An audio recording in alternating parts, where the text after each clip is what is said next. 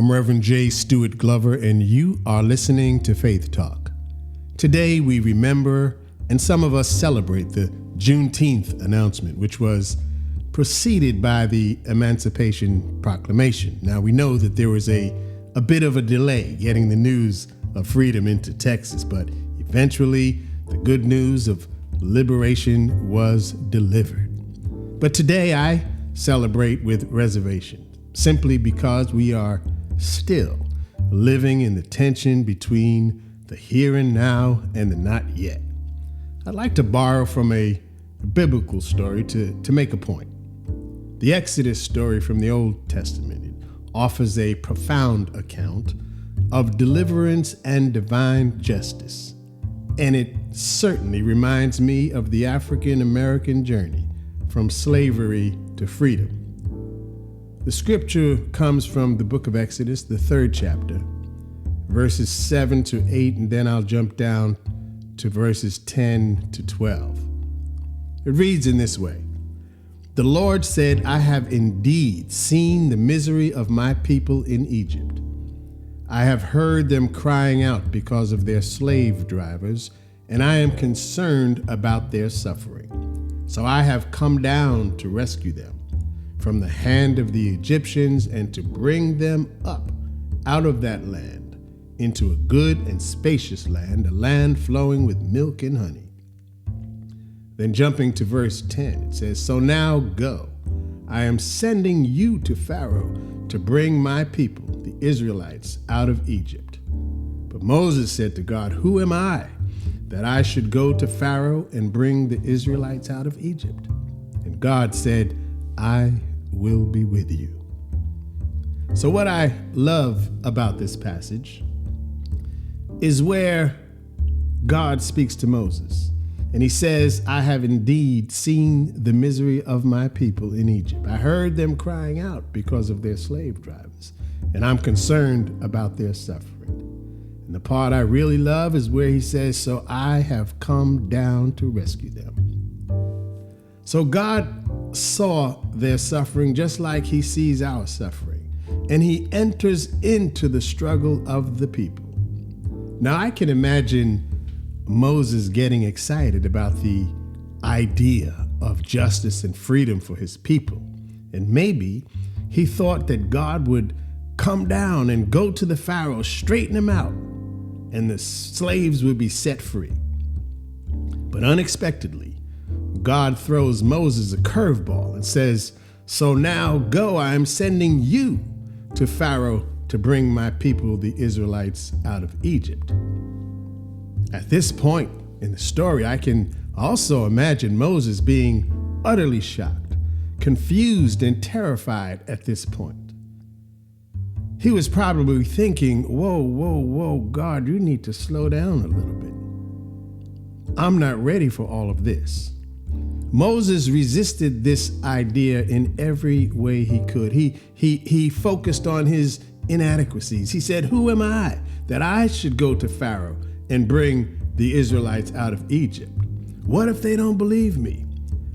I have never been an eloquent speaker, and even after speaking with you, God, I'm still slow in my speech. Oh, Lord, please send someone else to do this." Over the course of the exchange, God told Moses to get his brother to help him, his brother who could speak well. And God promised to be with him. Later on in the narrative, Moses would assemble a larger team to assist in the decision-making process and leading and accompanying the people as they journey towards freedom. So Moses initially thought that God would intervene without his participation, that God would come and deliver his people out of slavery.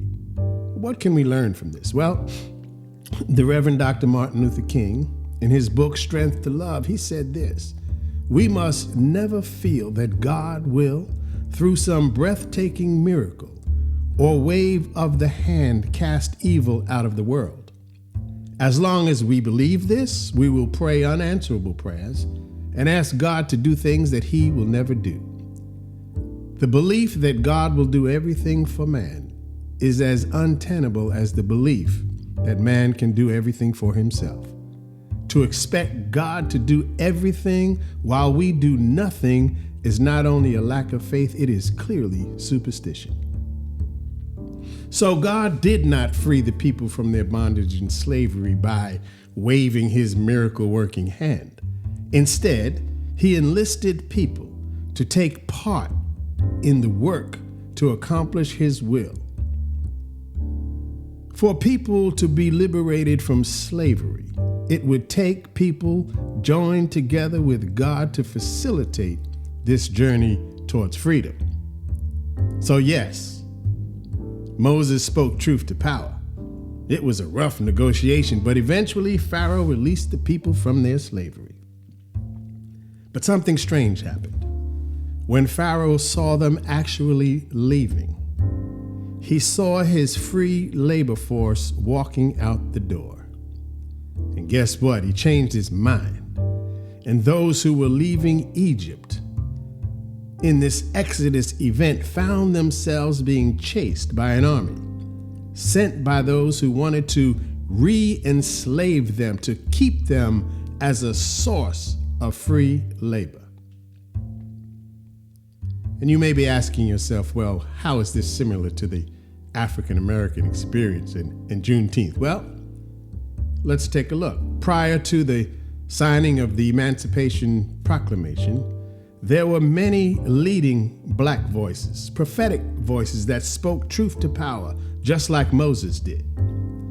And just like the Hebrew people were released from slavery and chased to be re-enslaved, African Americans were declared free on paper, but something has chased after us ever since, desiring to re-enslave us to a position of servitude.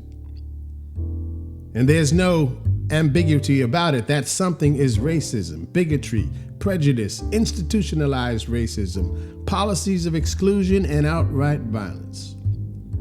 We are still being chased by the marriage of racist policies and racist ideas that produce and normalize racial inequities.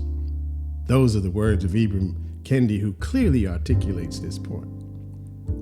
So today I celebrate with reservation, simply because we are still living in the tension between the here and now and the not yet. Although documents have been signed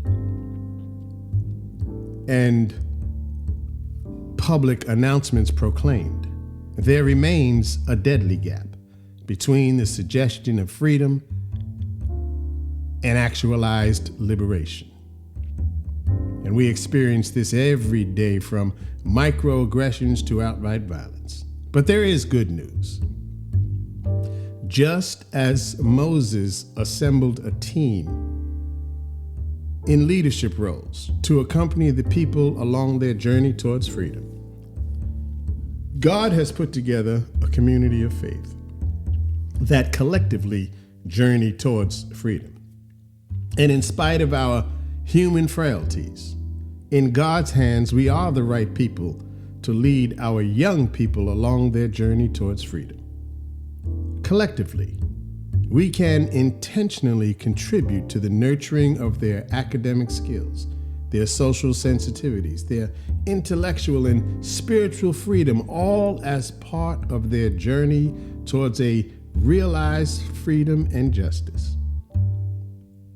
I have great confidence that it will be our youth that will become active participants in the dismantling of policies, practices, ideologies, and even theologies that tried to keep us all enslaved socially, economically, politically, and spiritually.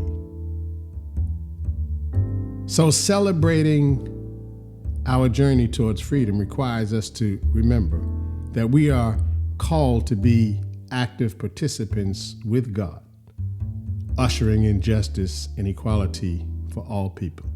And as you celebrate Juneteenth, it should never be reduced down to singing and dancing and barbecuing. No, let your celebration be sealed by your commitment to our youth, And remember to always keep them in prayer as they navigate along life's journey.